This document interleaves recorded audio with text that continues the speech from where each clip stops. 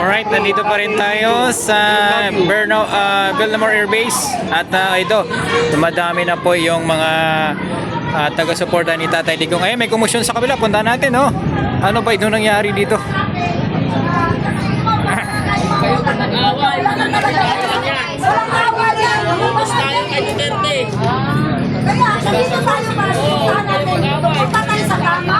Kasi wala namang masama.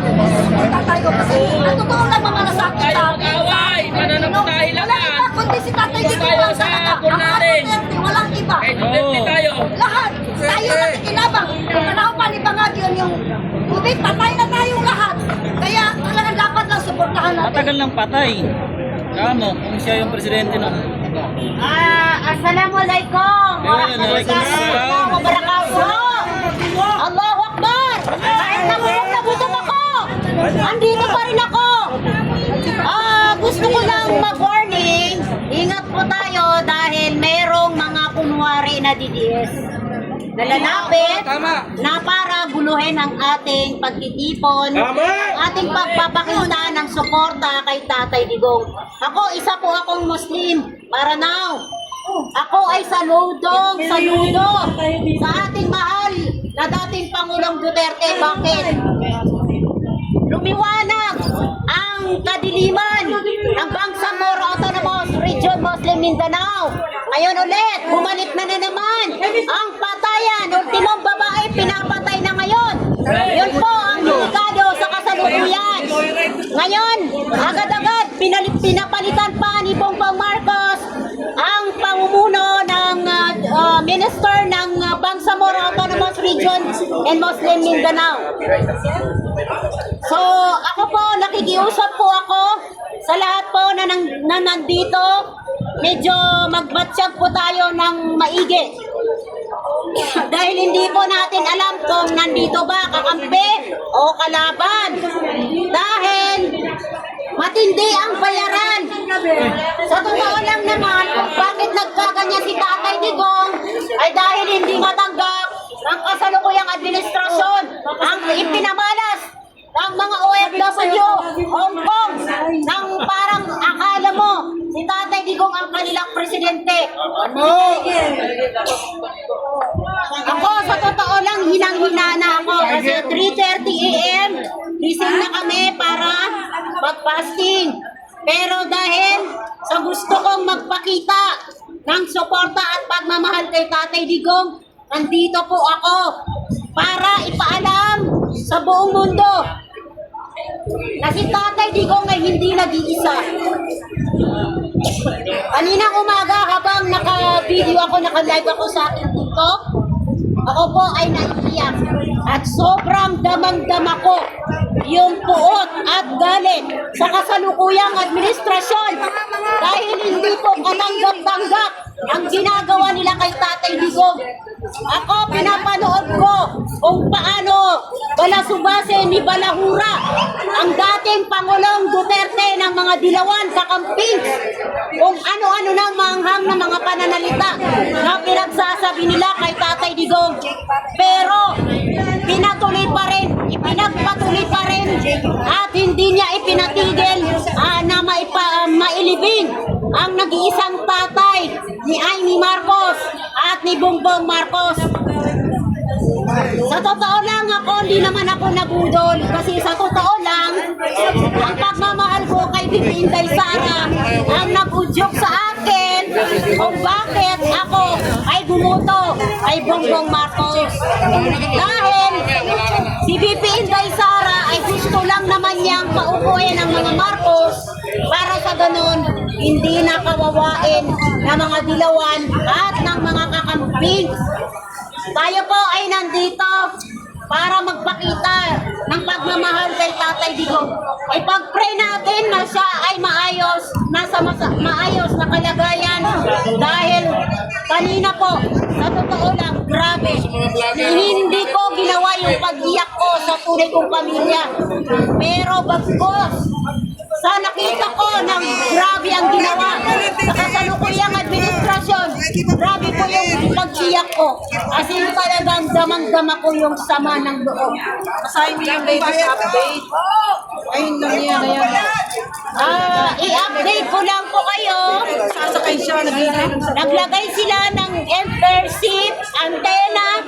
Nahihirapan kami mag-communicate sa loob.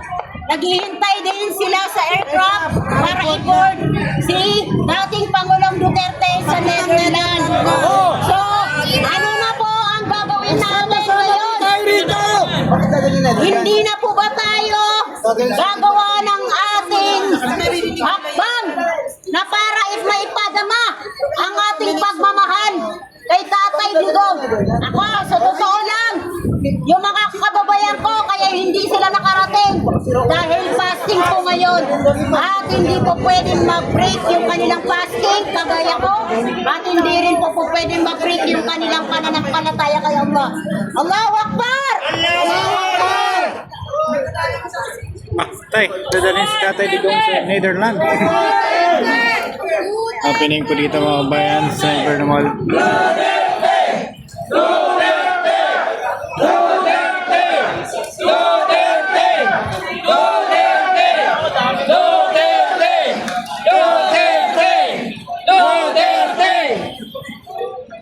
Ayan, may nakalagay po dito. Sigaw, Masakit na ka.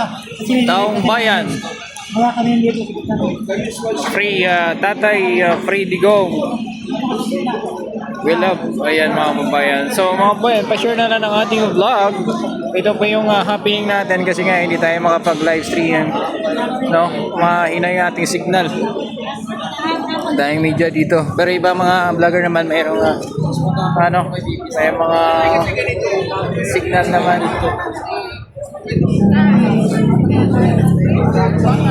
Ayan na po.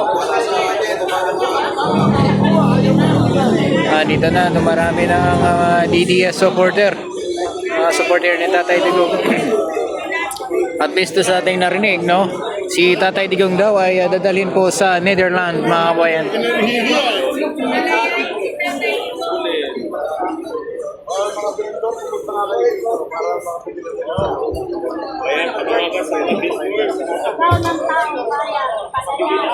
Ito, sinulat lang nila sa Manila paper, mga kabayan. No?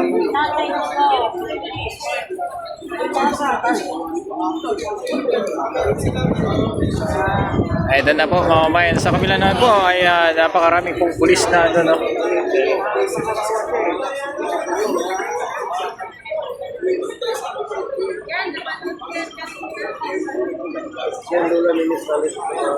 Para po takas at so nandun sa loob.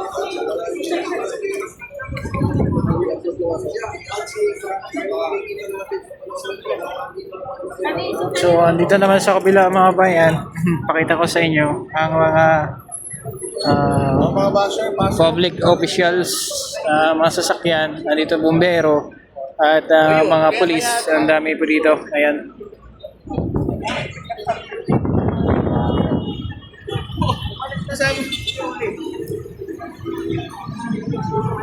Nandito po yung ating mga supporters, mga kabayan. Dami po dito.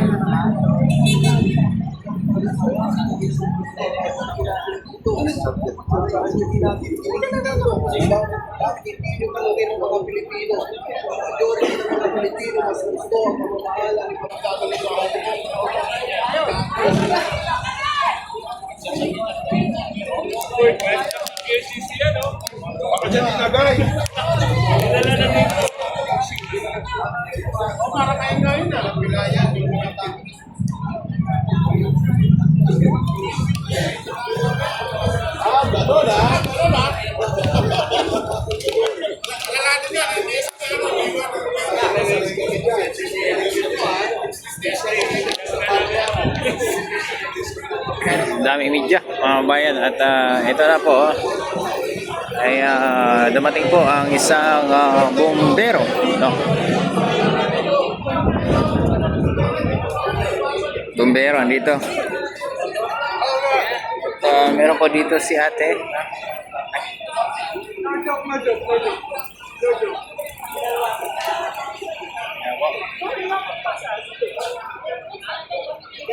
May bombero po dito na dumating dito sa gate 5, no?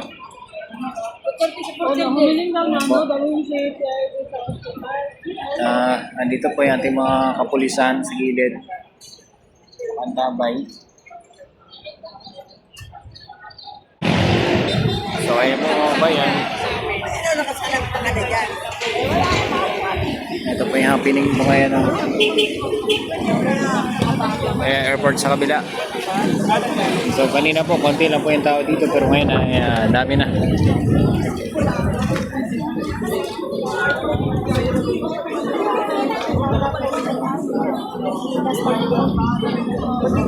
Dito naman sa kabila, napakaraming media dito.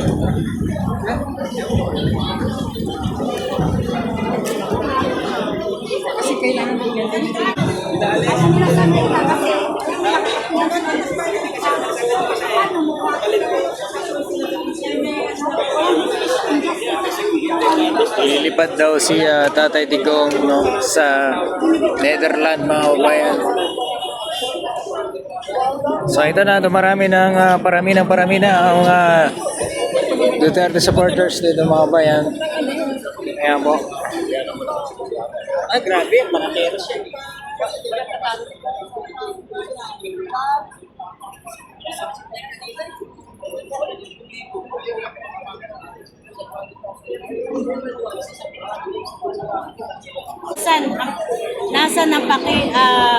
Nasaan ang pagiging tao nila? Tawa naman sila. Bilang tao na lang. Buhay po. Buhay ni Tatay Digong ang nakasalalay dyan dahil sa pagtaas ng sugar niya. Hindi ho ba pwedeng isang tabi muna yan? Bigyan muna ng lunas yung pagtaas ng kanyang sugar para po malunasan muna ng ospital. Kasi kung doktor lang po at wala naman pong medisina na nasa loob, papaano pong bababa ang sugar level po niya? So, ibig sabihin, nasa delikadong kalagayan po ang ating Tatay Digong. Kaya po kami nananawagan sa inyo lahat, mga kababayan po namin, bilang isang Pilipino, sana po tayo lahat ay magkaroon ng malasakit. Hindi na po sa atin, tayo po matatanda na. Papaano ang mga anak natin at ang mga apo natin sa kasalukuyan? Ano po ang mangyayari sa kanila? Sa ngayon, na nangyayaring hindi na safe ang pag-uwi ng anak natin galing sa eskwelahan, ng apo natin. Hindi na rin safe ang mga kabataan nating lalaki dyan na po pwedeng anytime ay malulong sa droga or maging tagabenta ng droga. Ako po, nagsasalita ako regarding sa droga dahil ang apo ko ay biktima ng isang adik na 4 years old lang po siya dahil naingayan siya sa isang bata na naglalaro. Pinapol po niya ng kutsilyo ang apo ko at gigilitan daw niya ng leeg. Sa tingin niyo ba, yan ay makatarungan sa isang batang 4 na taon na hindi natikman sa ngayon ang pagiging bata nang dahil sa takot dyan sa kapitbahay naming adik? Sige nga ho, kayo ang lumagay sa katayuan namin. Kaya ho kami nagsasalita dahil kami ay nakararanas sa ngayon ng mga pang-aabuso, ng mga drug addict. Sana ho maintindihan ninyo. At pagdating dito sa katayuan ni Tatay Digong, isa lang po masasabi ko, pangkaraniwang tao na po yan. Pangkaraniwang mamamayan. Bakit hindi nila maintindihan? Ano ba ang kinatatakot nila at kailangan nilang kasuhan? ICC? Bakit? Hindi naman yan walang hiyang tao na lahat ng daanan o lahat ng marinig. Kakatayin ka. Magulang din po ako. Kung minsan ang lumalabas sa bibig natin ay ulaklak lang po ng tila yan bilang magulang. Dahil gusto tayong itumi. Sana po yung mga taong nakakaunawa ng nangyayari ngayon sa bansa. Na halos lahat ay pinadadalahan na ng warrant of arrest. At kami po sa ngayon ay may balita na pagkatapos ng warrant of arrest nila, kami ay nandito. Kami naman ang huhulihin. Nasaan ang katarungan? Nasaan ang pagiging taong bayan natin? Ano ba tayo dito sa Pilipinas? Kung walang taong bayan, walang gobyerno. Yan po ang totoo. Pwede lang hong maglabasan na kayo. At ipakita natin sa ating gobyerno na hindi na natin nagugustuhan ang nangyayari ito. Masyado na ang panggigipit nila. Ramdam na po nating lahat yan. Kahit man po hindi kayo magsalita. Alam kong nararamdaman na rin po ninyo yan.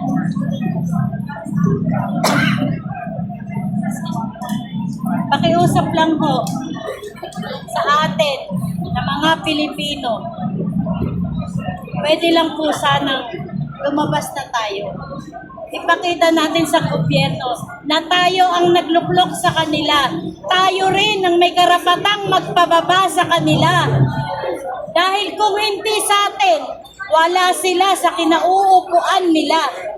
At kung hindi nila kayang gampanan ang pagiging isang pangulo o isang pagiging totoong tao na marunong magmahal sa bansa at sa kapwa niya Pilipino, please lang, bumaba ka na lang. Binigyan ka namin ng chance na maupo ulit. Ako bilang ina, binigyan kita ng chance na maupo ulit. Dahil alam kong kung ano man ang pagkukulang ng magulang mo, ay alam kong itutuwid mo dahil hindi ka naman. Pero ano ang ginawa mo? Pinatunayan mo lang talagang isang lahi kayo at isang diwa kayo. Yun lang, bumaba ka na po, parang awa mo na. Hindi ka na nakatutulong sa bansang Pilipinas. Nakaka-perwisyo na kayo. Masyado na perwisyo ninyo sa taong bayan. Imbis na kami maghanap buhay, hindi. At nandito kami lahat para lang sabihin kung ano yung nasa sa loob namin. Kayo, palipad-lipad kayo, pahiga-higa kayo sa malambot na kama at pa-aircon-aircon. Hindi nyo ba nakikita na ang mga tao rito meron nang sumasala sa oras sa pagkain? Maghanap buhay. Ako, hanggang ngayon, senior na ako, naghahanap buhay pa ako. Dahil pag hindi ako naghanap buhay, wala akong lalamunin. Samantalang kayo, isang pitik nyo lang, pera na. Bawas-bawas din ng konting kahihiyan. Ayan mga kabayan ha. Salamat po sa ating mga kababayan na dito. Ayan, tingnan natin dito. May ito pinapakita lang natin sa inyo yung mga happening.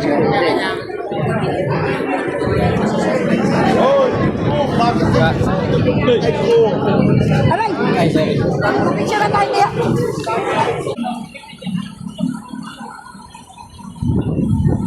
Lalabas pa yung truck ng pulis.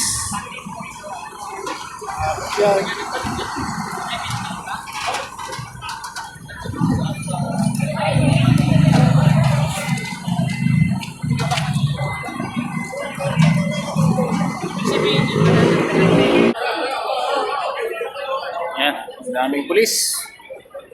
Ay, grabe. Anti-riot police mga kabayan ito. Anti-riot police.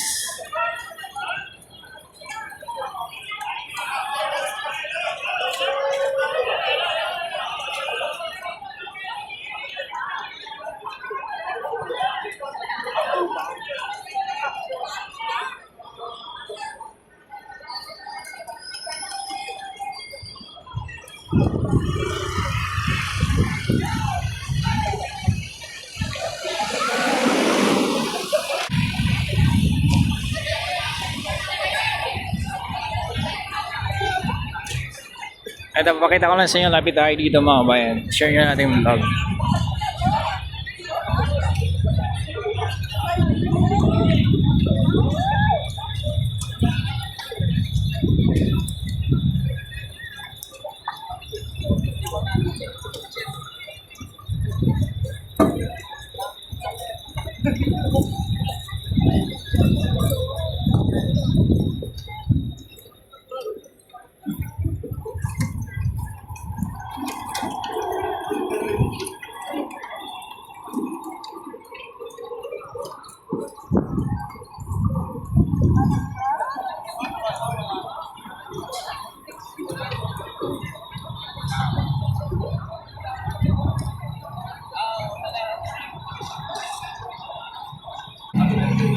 Ayan mga bayan, kita nyo dito. Ayan, may yung mga kababayan natin nandito sa Bellemore. Yung mga kasama dito yung mga media na dito pakita ko sa inyo.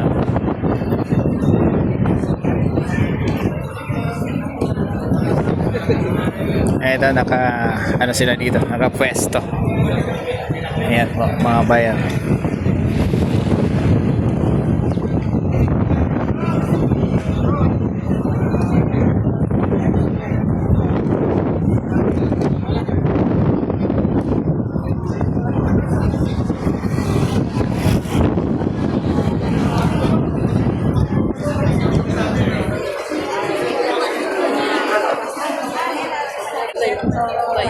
Nakikita siguro ng mga tao. Ang dami polis na.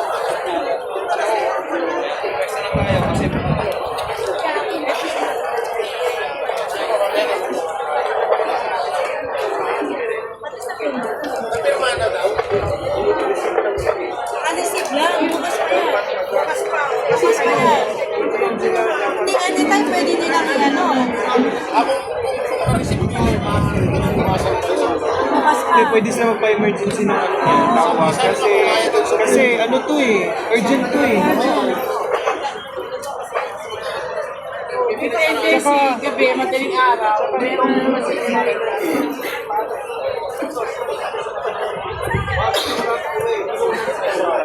Judicial natin, then yung ano, Bastusan ba? wala yung Ang ganun man lang, hindi wala naman tayong kaso lahat sa RTC at saka ano. Wala. Sa ICC ng tama bigla. Hindi na tayo member ng ICC. Yung Supreme Court natin, hindi na yung anak. Dapat convicted Wala naman muna tayo batas eh. dito bago tayo i-extradite. Dapat dito muna kung sabi niya nga. Basta dito kuya, ano, sa Independent CGP. kasi pinag-imbisigan sa Current legal legal by law enforcement international criminal court. It's not correct to say that we need government to the current legal problem. Lawyers should independently secure a captive license in charging against him so that they will know he was assaulted by the Sabi na. Ang ganda ng buhay na na. Ano yung pinag-history? Alright mga bayan, at ito nga po yung kaganapan po dito sa Bellemore Air Base. At ito na po, may parating. Sino po ito, no? Okay na po yung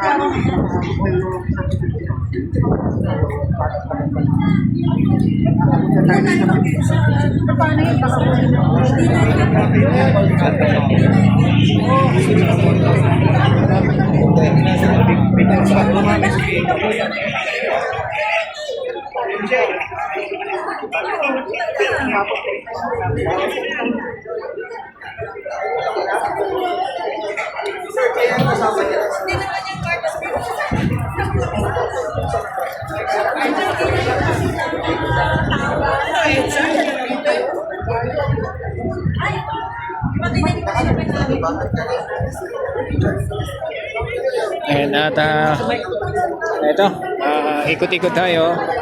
At meron pa dito mga placard, no? Ano po yan, ma'am? We stand with the PRRD.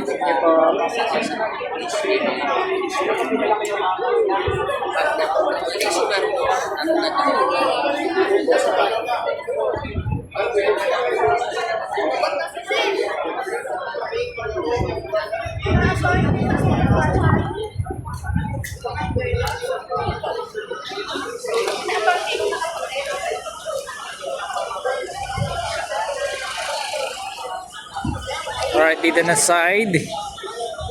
Ayan, yung beefy pa rin, no? At may mga nakupo na rin tayo dito ng mga supporter, no? Bayan.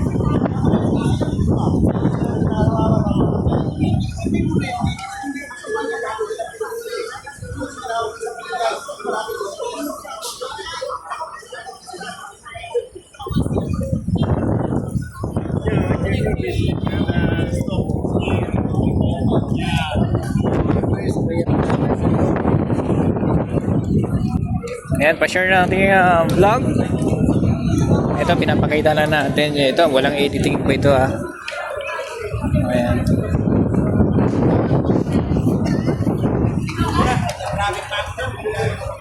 Wala pong editing na dito. Austin, by people power, one of these days, we stand with former President Rodrigo Roa Duterte. Butuanan ko. Silingan ta. Taga-Surigao ko. Lahat tubig din. Di ka ka? Ariga. O sa mga kababayan ko, maraming salamat kay Ma'am, taga Butuan. Proud Butuanon. Representative. Thank you so much, Ma'am. Salamat kayo. Naghanami dire. Mga Bisaya. Asa na mo? Shout out sa ating mga Bisaya diha. Tayo dito mga pulis, mga bayan.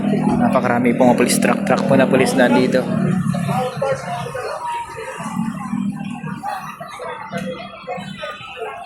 Alis ng ano? Atsot.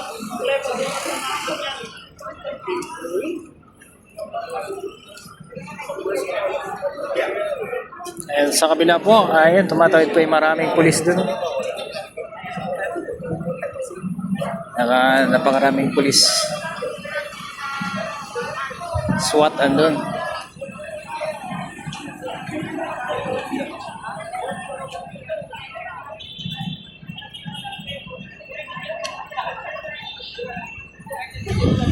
Ayan, nalapit tayo dito.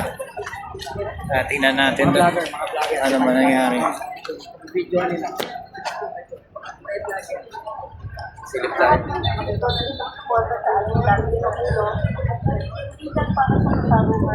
May request po ako sa mga ating sa bayan ng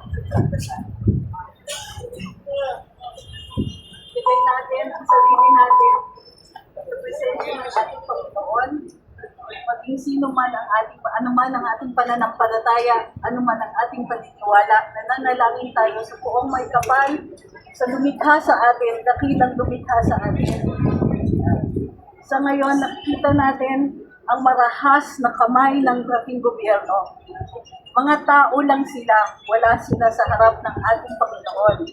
Nananalangin tayo, na gabayan tayo, tulungan tayo dahil madilim ang panahon ngayon. Madilim ang darating na panahon. Kung kaya nilang gawin ito sa isang dating Pangulo, kaya nilang gawin ang mga karahasan sa isang vice-presidente na nakaupo, na kaya nilang gawin sa mga taong kilala na maraming nakakakilala, ang ordinaryong mamamayan ay namimiligro sa panahon ngayon. Hindi sila sumusunod sa patakaran, hindi sila rumirespeto sa kahilingan ng taong bayan. Mahal na Panginoon, gabayan niyo po kami, tulungan niyo po kami. Alam namin na kayo po ang tunay nakakaalam kung ano ang dapat mangyari, ano ang tulong na maibibigay. Lahat po kami dito at hinihiling ko po sa lahat ng nandito. Let us put our faith and trust in the Lord. Siya po ang bukod kaming sasalpo sa atin. Hinihiling ko pagdasal, Panginoon, protektahan niyo po ang ating mahal na dating Pangulo. protektahan ang kanyang pamilya, protektahan at samahan niyo po kami, mga Pilipino, mga nandito at mga OFWs na naninirahan sa ibang lugar. Alam namin na walang nangyayari na hindi niyo tinatakda. Alam namin na mayroon kaming na tama ang paglalagay namin sa aming tiwala sa inyo. Panginoon, tulungan niyo po kami. Anybody can add their, yung inyong panalangin, maaari niyo pong idagdag ang inyong panalangin.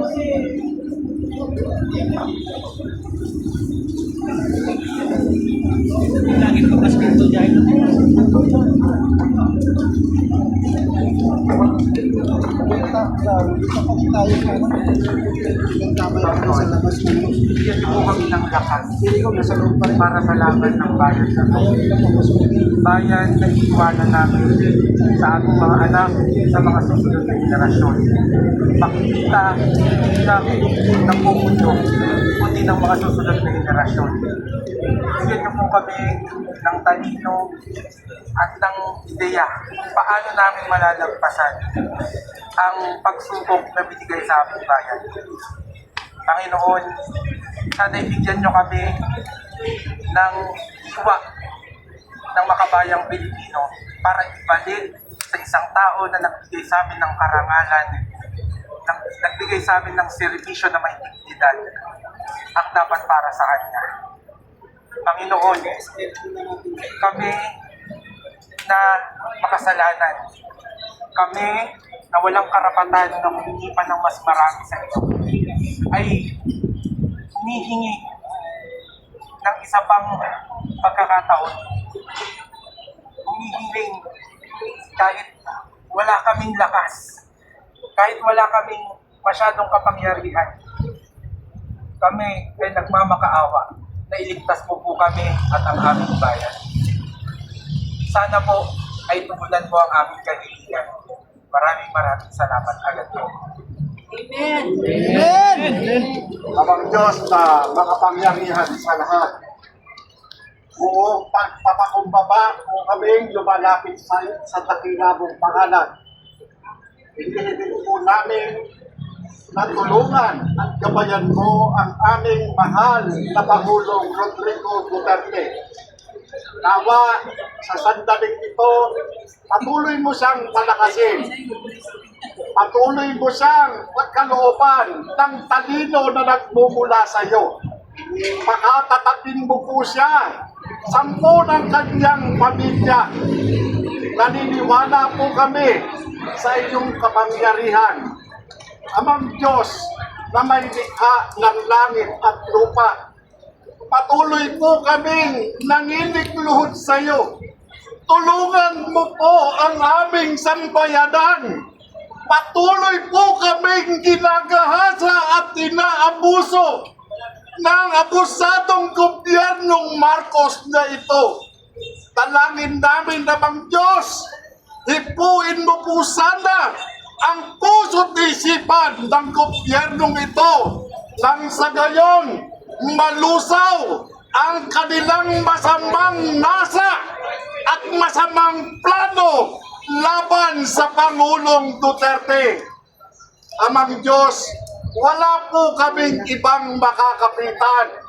Wala po kaming ibang mahihiga ng tulong, kundi ang iyong kapangyarihan lamang.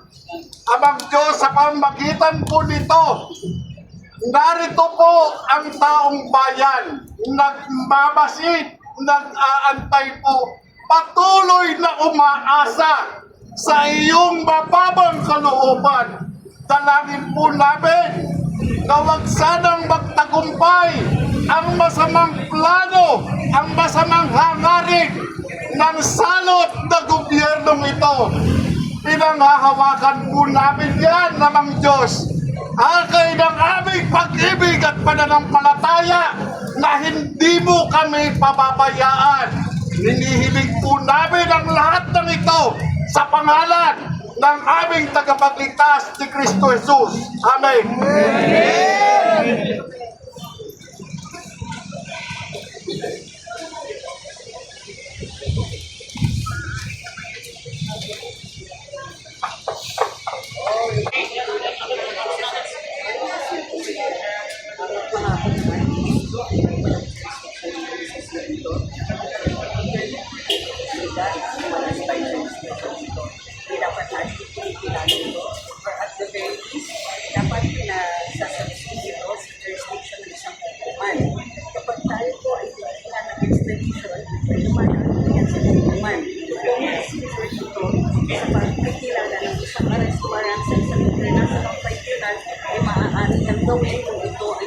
Una sa kulungan ng Pilipinas. Dahil tayo ay isang bansang may soberanya. At yung soberanya na yan, ibig sabihin, pwede natin ipipilalanin ang mga utos na nanggagaling sa mga tribunals ng Panginoon. So, nakikita natin dito, kung sakasakali na ibiyake dating Panginoon na hindi dinulog sa hukuman o sa orders na ito, wala tayong ibang conclusion kung iisipin na nagsinungaling sa atin ang ating Panginoon. Na sinabi niya na walang jurisdiction at di kikilalanin ng ICC. Ang kooperasyon na ito ay walang iba hindi pagbibigay ng bahagi ng ating soberanya sa utos ng isang tribunal na hindi na dapat natin kinikilala. Kung matuloy po ito, para na rin nilang sinabi, baliwala ang soberanya natin. Baliwala ang ating sarilan, baliwala ang hukuman, baliwala ang gobyerno. Sana tumingin man lang sila dun sa tamang procedure para sa mga ganitong gawa.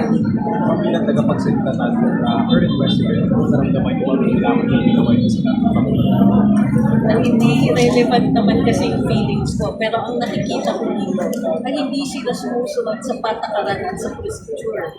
Sa ganitong paraan, kung sakasakaling marahas ang kanilang magpipilit sa pagbuhay ng ating dating Pangulo para iharap sa isang tribunal na hindi na natin kinikilala, wala kaming ibang magiging conclusion kung hindi itong administrasyon na ito. Hindi na lumampas na sila sa budol, sinungaling na.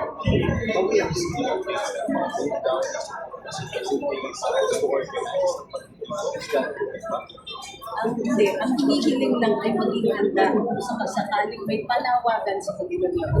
Paano pag-iisip sa social media ba sila mag-post or Hindi natin naman alam. Pero sa ngayon, hinihikayat namin na ipakita ng taong bayan ang kanilang nararamdaman tungkol sa mga pangyayari ito. After all, isa pa sa natitirang mga karapatan natin, ang karapatan magsalita at magpahayag. So yun lang po ang hinihiling namin sa aming mga kaibigan sa sambayanan. Ipakita ninyo, no matter what your feelings are, ipakita ninyo sa social media. plus na lang may mga nakausap na ba kayo malalapit sa inyo kasi yung former president Sara nakausap nila kung sila sa Senator Bocor sila. Hindi pa po namin sila nakakausap. Thank you, Attorney. Salamat po. Thank you.